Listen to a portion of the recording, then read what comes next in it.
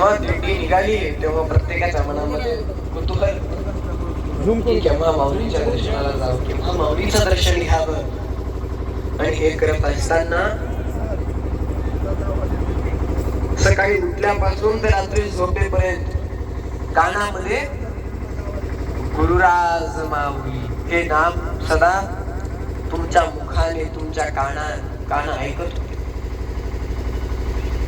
सकाळी शिवपाठ, संध्याकाळी शिवपाठ. आता परवापासून कोण ऐकून?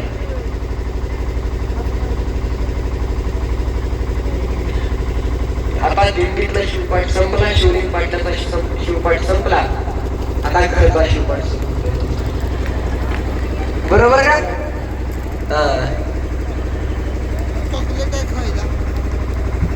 संध्याकाळी सासू प्रवचन, सकाळी सासऱ्याचं प्रवचन, दुपारी नवऱ्याचं प्रवचन.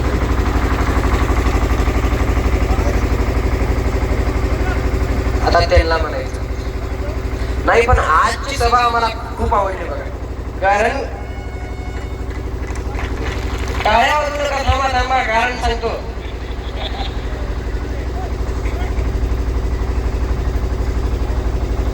तुम्ही तुमच्या आजूबाजूला कुणी वृद्ध महिला असतील तर त्यांचं आचरण करा.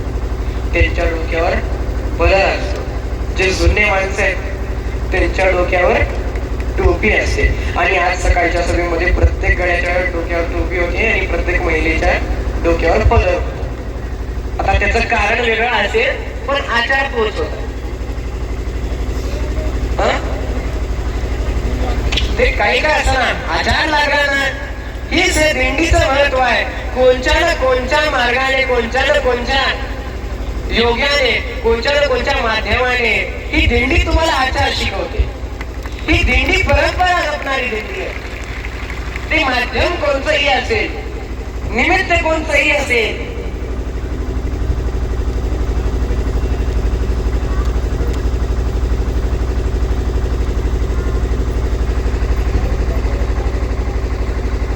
तुम्हाला ही गोष्ट माहिती असेल आणि ही गोष्ट कुणाला माहितीही नाही.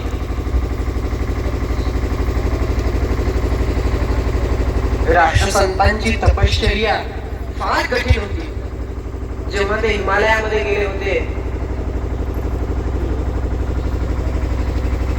फक्त अंगावर एक कपडा